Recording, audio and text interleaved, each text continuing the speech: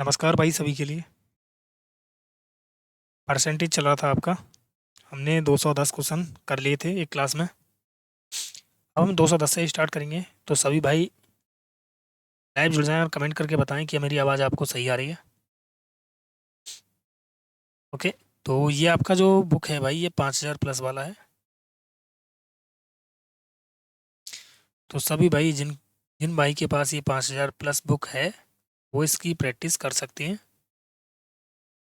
Okay. और जिनके पास नहीं है वो पीडीएफ से कहीं से भी डाउनलोड कर सकते हैं। बहुत सारे टेलीग्राम चैनल हैं, हमारे टेलीग्राम चैनल से भी जुड़ सकते हैं। टेलीग्राम चैनल का लिंक मैंने डिस्क्रिप्शन बॉक्स में डाल रखा है, तो वहाँ से आप जाके ऐड हो जाएं। ठीक है ना। देखिए सवाल को करते हैं कि भाई एक स्कूल में लड़के और लड़कियों की संख्या का अनुपात दे रखा है 3:4, बॉयज़ और गर्ल्स 3:4। लड़कों की संख्या में 10% वृद्धि और लड़कियों की संख्या में 15% वृद्धि होती है, तो नया अनुपात कितना होगा। देखो 10% की वृद्धि का मतलब होता है 110। क्या मैं इसको ऐसे लिख सकता हूँ? 15% की वृद्धि का मतलब हो गया 115। तो यहाँ पे पॉइंट लगा दूँ, क्या मैं इसको ऐसे लिख सकता हूँ? लिख सकते हैं भाई। क्योंकि मैंने आपको ये चीज़ पहले ही समझा रखी है कि 10% वृद्धि का मतलब मैं इसे ऐसे लिख सकता हूँ भाई, 0.10। 15% वृद्धि का मतलब हो गया कि भाई 0.15। ठीक है ना। ऐसे लिख सकते हैं ना हम इसको। तो मैं यहाँ पे अब डायरेक्ट इनकी मल्टीप्लाई करने जा रहा हूँ। भाई 3 गुणा ये कितना हो गया 110। देखो अब इसे 3 गुणा 1.1 लिख सकते हैं इसको, अनुपात 4 गुणा इसे मैं 1.15, इसके पीछे जीरो लगा लो, आसान हो जाएगा थोड़ा। देखो पॉइंट से ये पॉइंट खत्म हो गया। अब 5 से काटा मैंने इसको, 5 दूनी 10, 5 दूनी 10, 5 से कटा ये 23 बार। देखिए 2 दूनी हो गया 4, और 2 से कट गया ये 11 बार। तो 11 ही थी 33, अनुपात 23 दूनी 46। तो ये अनुपात आ गया, इसे मैं लिख सकता हूँ 33/46। 33/46 ऑप्शन सी। अगला सवाल देखो। भवानी अपनी मासिक आय का 15% बच्चों की शिक्षा पर और 20% भोजन पर खर्च किया भवानी ने। ठीक है। शेष का 40% खेल पर और 30% परिवहन पर। इन सभी खर्चों के बाद उसके पास 10,257 रुपये शेष बचे। भवानी की मासिक आय मान लेते हैं, भवानी की मासिक आय कितनी है, एक्स है। 15 और 20 कितना हो गया, 35% खर्च कर दिया, तो 65% बचा आपका। 65/100 शेष बचा ना। और 40 और 30 70, यानी 70% खर्च कर दिया तो 30% बचा। तो 30/100 ये बचत है उसकी भवानी की कुल मिला के। और ये बचत किसके बराबर है भाई, 10,257 के। कैलकुलेट कर लो यहाँ से। 13×5 = 65 हो गया। 13×7 = 91 हो जाएगा। ओके। 13×7 = 91, 9 और 2 11, 115 हो गया। 13×8 हो जाएगा 104 के। 104 तो घटाएंगे तो 117 हो जाएगा। 13×9 = 117 हो गया। अब देखो ये 3 से कट रहा है क्या, नहीं। जीरो से पहले जीरो काट देते हैं। जीरो से जीरो काट दी मैंने, 3 से काट रहा हूँ मैं इसको। 3 दूनी 6, 3×6 = 18, 3×3 = 9। और देखिए 5×1 = 5, 5 दूनी 10। तो x बराबर आ गया 200 × 263। सॉल्व करेंगे। 63 दूनी 126 होता है। 2 दूनी 4 और 1 5, यानी 526 और 2 जीरो, 52,600 आ जाएगा। Option C. ओके। अगला सवाल देखते हैं। एक चुनाव में दो उम्मीदवारों ने भाग लिया। चुनाव में 65% मतदाताओं ने अपना मत डाले, जिनमें से 3% अवैध घोषित कर दिए गए, और एक उम्मीदवार को 81,965 मत मिले, जो कुल मतों का 65% है। तो मतों की कुल संख्या बताइए। मान लेते हैं एक्स है। 65% यानी 13/20। 3% अवैध हैं, तो भाई 97% वैध होंगे। फिर से 65% मिला है इनका, 13/20। अब ये किसके बराबर है भाई, 81,965। देखिए इन सवालों में कुछ भी नहीं है यार, थोड़ा सा बस कैलकुलेशन का सवाल है। ठीक है ना। कैलकुलेशन की बात है, बाकी कुछ भी नहीं है इनमें। चलो इसे हम डिजिट सम से करके देखते हैं। डिजिट सम से हो सकता है क्या। हम्म, 4 यहाँ पे बन गया, 4 यहाँ बन जाएगा। देखो x गुणा 4/2 गुणा 9 और 7 16, 16 को दोबारा ऐड करेंगे 7/1, 4/2, 7 आ रहा है ना, तो 7 आएगा तो फिर से रहने दो यार, काट ही लेते हैं चलो। 13×6 = 78 होता है।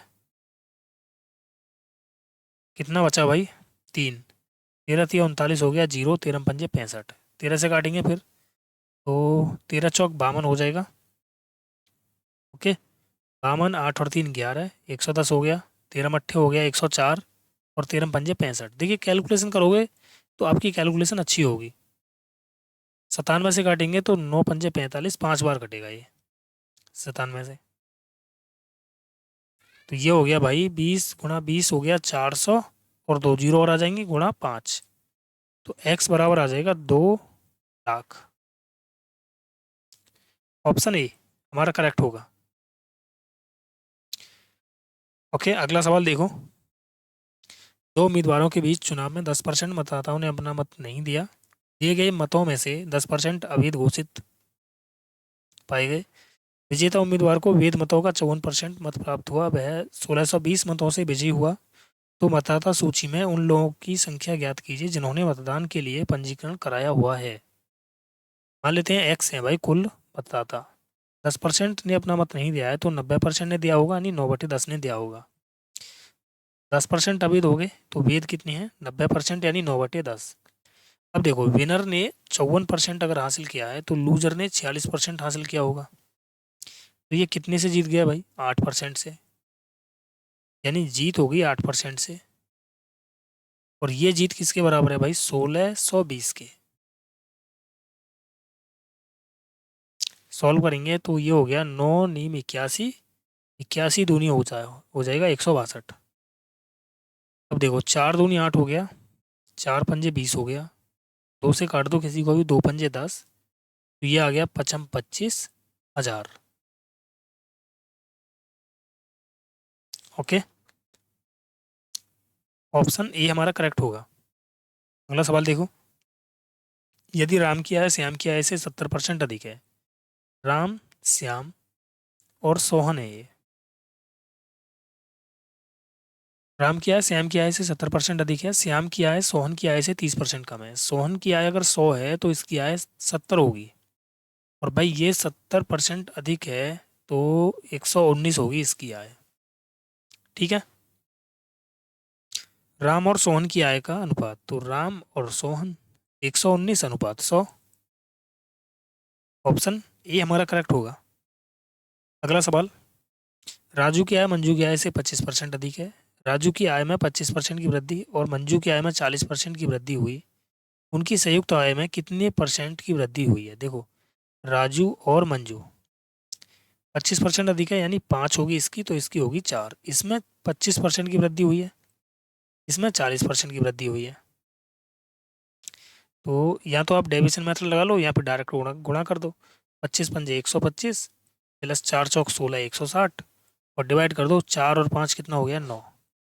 निकाल दो यहाँ से, तो ये आ गया 5, 6 और 2 8, 285/9%, या फिर 9×3 = 27 हो गया, 9×1 = 9, 31 पॉइंट कुछ आएगा। ऑप्शन डी हमारा करेक्ट होगा। ओके, 31.67%। अगला क्वेश्चन है आपका। एक कार की कीमत में पहले 35% की वृद्धि की जाती है, उसके बाद बिक्री में कमी के कारण कीमत में 25% की कमी की जाती है। तो अंतिम मूल्य में शुद्ध प्रतिशत परिवर्तन कितना है? देखो, रेशियो मेथड से भी बना सकते हो, सक्सेसिव से भी कर सकते हो। 35% वृद्धि का मतलब है 7/20, तो 20 से होगी ये 27। 25% कमी का मतलब है 4 से होगी 3, तो ये हो गया 20×4 = 80, 27×3 = 81। तो यहाँ वृद्धि होगी कितने की? 1/80 की। परसेंट के लिए क्या करोगे? 100। 20×80, 20×5 = 100, 5/4 का मतलब होता है 1/4%। ऑप्शन डी हमारा करेक्ट होगा। सक्सेसिव भी लगा सकते हो। अगला सवाल देखो। एक विधानसभा चुनाव में एक उम्मीदवार को कुल वैध मतों का 60% मत प्राप्त हुआ, कुल मतों का 2% अवैध घोषित कर दिया गया। यदि मतदाताओं की कुल संख्या 1,50,000 है तो उम्मीदवार के पक्ष में डाले गए वैध मतों की संख्या, देखिए ये कितनी है भाई, 1,50,000 है, 60% हासिल हुए हैं इसको, 2% अवैध हो गए, मतलब 49/50।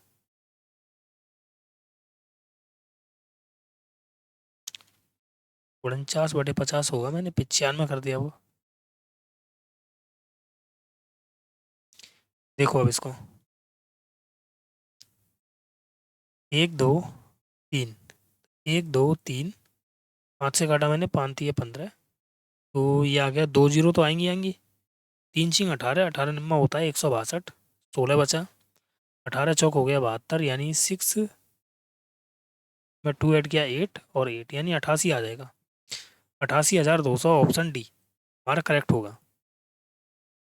अगला सवाल देखो, दो उम्मीदवारों के बीच एक चुनाव में 85% मतदाताओं ने अपने वोट डाले, जिनमें से 4% अवैध घोषित कर दिए गए। एक उम्मीदवार को 6,936 मत मिले, जो वैध मतों का 85% था। तो कुल मतदाताओं की संख्या बताइए। मान लेते हैं कुल की संख्या x है, x में से 85% मिले हैं भाई, यानी 17/20, 4% अवैध हो गए, तो 1/25 होता है ना, 24/25 बचा फिर। और ये भी आपका 17/20, सेम सवाल मैंने करा दिया है, रिपीट क्वेश्चन है, संख्या चेंज है, बाकी कुछ नहीं है। सॉल्व करेंगे तो 17 चौक 68 हो गया 0, 17 मट्ठे 136, 17 से काट लेते हैं, फिर 17 दूनी 34, 17 चौक 68, 24 से 24 कट गया तो एक बची भाई यहाँ पे, तो x बराबर कितना आ गया, 25 दूनी 50 यानी 500, 500 दूनी 1000 यानी 10,000 आ गया। ऑप्शन सी हमारा करेक्ट होगा। अगला सवाल देखो, 3 वर्ष पहले रमन का वेतन 45,000 रुपये था, उसके वेतन में पहले और दूसरे और तीसरे वर्ष में 10 ए और 20 की वृद्धि हुई है। रमन का वर्तमान वेतन इतना है, तो ए का मान कितना होगा। देखिए 45,000 में 10% वृद्धि यानी 11/10, फिर ये कितना हो गया 6/5, और तीसरे वर्ष का हमें निकालना है। ऐसा होने पर 2 वर्ष में कितना बन रहा है, ये 83,160। सॉल्व करेंगे इसको तो 0 से 0 काट दिया, 5 × 9 = 45, 900 बार कट गया, ठीक है। अब देखते हैं 11 से काटेंगे इसको, 11 × 7 = 70 हो गया, तो कितना बचा, 3 और 3 6, 61 हो गया, 11 × 5 = 55, 11 × 6 = 66 हो गया। 6 से काटेंगे तो ये हो गया 6 × 6, 6 दूनी 12, 6 × 6 = 36। 9 से काटेंगे तो 9 से ये 100 बार कट गया, और 9 से काटेंगे 14 से 14 बार कट जाएगा, यानी 140। 100 से कोई संख्या 140 होगी, मतलब 40% की यहाँ पे वृद्धि हुई है। तो ए में जो वृद्धि हुई है वो कितने की हुई है, 40% की हुई है, ऑप्शन बी,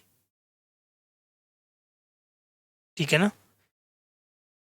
अगला सवाल देखो, चावल का मूल्य 25% कम होता है, अगर 25% कम हो रहा है तो ये 30 किलोग्राम चावल ज़्यादा खरीद रहा है, तो 100% पे कितना खरीदेगा, 25 × 100, 4 × 3 = 12, 120 किलोग्राम।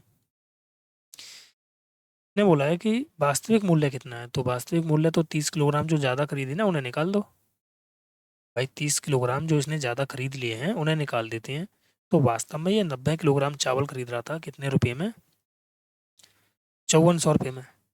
तो 1 किलोग्राम कितने में खरीदेगा भाई, हमें तो 1 किलोग्राम का चाहिए, 9 × 6 = 54 यानी 60 रुपये। तो चावल का मूल्य हो गया 60 रुपये प्रति किलोग्राम। ठीक है, रेशियो मेथड से भी कर सकते हैं इसको, और भी बहुत सारे तरीके हैं इसे करने के, ये बेस्ट मेथड है, शायद आपने पहले नहीं पढ़ा होगा। राजू यातायात तथा भोजन पर अपनी आय का 10%, 20% खर्च करता है, शेष आय का 30% कपड़ों पर खर्च करता है, अपनी शेष आय को वह बचा लेता है, उसकी बचत इतनी है। तो भोजन और कपड़ों पर मिला के कुल कितना खर्चा होगा, 30 हो गया ना, ये तो 30% खर्च कर दिया, तो बचा कितना 70, यानी 7/10 गुणा 30% फिर खर्च कर दिया, तो बचा कितना 7/10, और ये बचत कितनी है भाई, 2646 के बराबर है। तो 7 से काटो, 7 या 21 हो गया, 7 7 49, 7 8 56, 7 से 7 1 7, ये हो गया 7 5 35, 7 चौक 28, यानी 1/10 की वैल्यू की 100 की वैल्यू कितनी है? 540।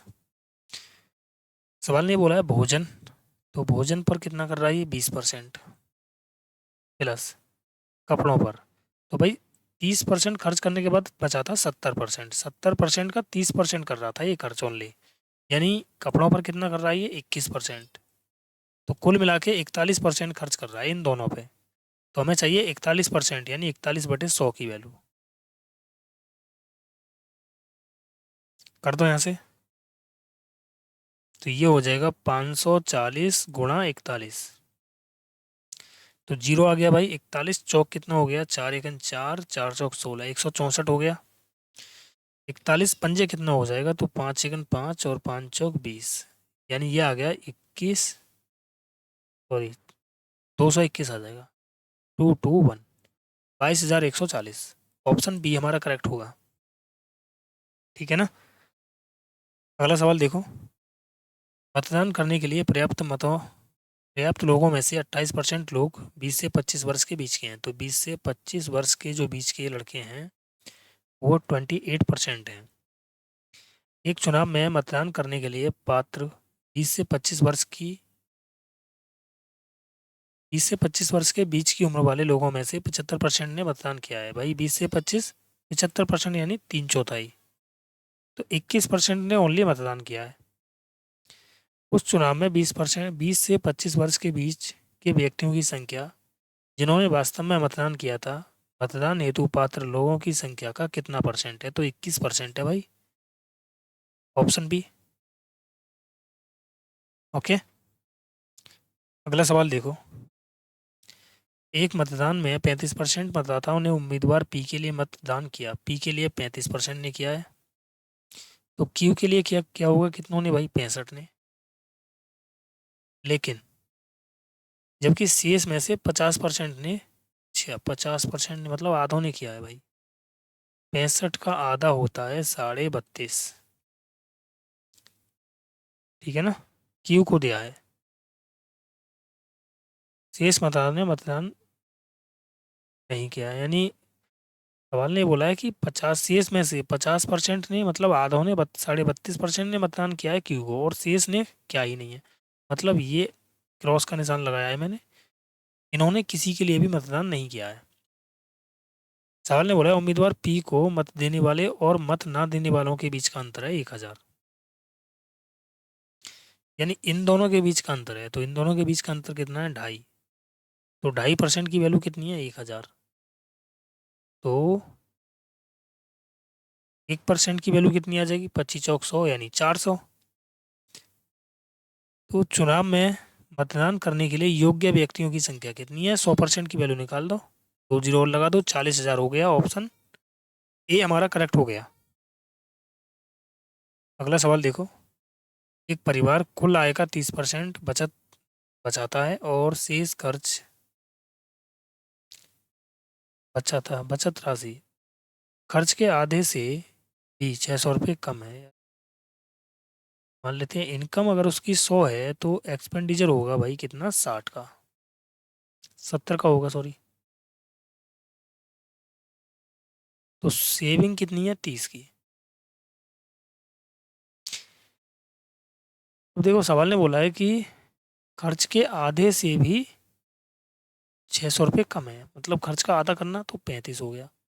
35 से कितना कम है? 5, और 5 की वैल्यू 600 है, एक की वैल्यू आ जाएगी 12, 120।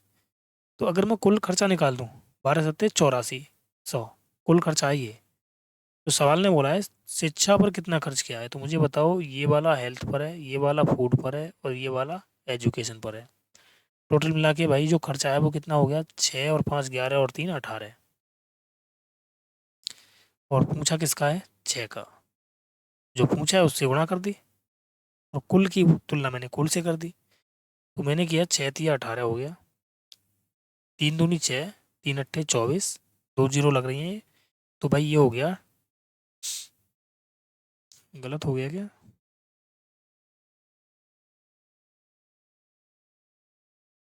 शिक्षा पर कितना खर्च किया है? 3 दूनी 6 हो जाएगा।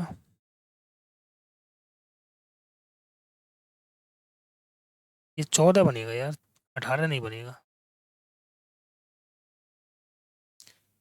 ये जो बनेगा आपका, ये 14 बनेगा।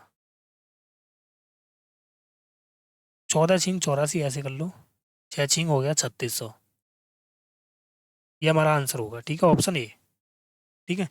हो सकता है कि आप यार बोर हो रहे हो, क्योंकि मैं उसी अंदाज में पढ़ा रहा हूँ जिससे कोई बच्चा बोर हो जाएगा। ठीक है ना। जो पढ़ने वाला होगा वो भी क्लास को नहीं देखेगा, मेरी को मुझे लग रहा है, क्योंकि मैं उसी अंदाज में आपको पढ़ा रहा हूँ। लेकिन भाई सीरियस बता रहा हूँ आपको, जो बच्चा सीरियसली पढ़ने वाला होगा वही बच्चा मेरी क्लास को देखेगा, अदरवाइज नहीं देखेगा। ठीक है। और हालांकि क्लास में व्यूज़ भी मेरे कम आते हैं, मुझे पता है, रीज़न यही है। ठीक है। थोड़ा सा यार मैं परिस्थितियों में फंसा पड़ा हूँ अभी, तो मैं किसी से कह सकता हूँ और ना ही मैं, मतलब अंदर ही अंदर अभी मैं घुट रहा हूँ, तो मैं सच बता रहा हूँ अपनी फीलिंग। डिप्रेशन में चल रहा हूँ बहुत ज़्यादा। मेरा मन करता है कि यार अच्छे से क्लास चलाऊँ, अच्छा पढ़ाऊँ आपके लिए, पर यार हो ही नहीं पाता है, क्या करूँ। परेशानियाँ इतनी हैं मेरे पास कि पूछो मत, बहुत ज़्यादा हैं। और शायद यार देखते हैं, शायद 2025 में ये परेशानियाँ ख़त्म हो जाएं। तो मैं सोच रहा हूँ कि डिजिटल बोर्ड पे ही पढ़ाऊँगा। डिजिटल बोर्ड पे पढ़ाने में कुछ मज़ा ही अलग आता है, बच्चे भी पढ़ने में इंटरेस्ट लेते हैं। ठीक है। आपका यार मुझे साथ चाहिए बस। अगर आप लोग मेरे साथ रहेंगे तो भाई स्थिति का क्या है, स्थिति तो बदलती रहती है, है ना। आज नहीं तो कल बदल जाएगी। तो चलिए मिलते हैं फिर नेक्स्ट क्लास में। Okay bye. सभी के लिए जय हिंद। जो भी भाई क्लास को पहली बार देख रहे हैं उनसे यही कहूँगा भाई, चैनल को सब्सक्राइब कर लें, वीडियो को लाइक और शेयर कर दें। ओके।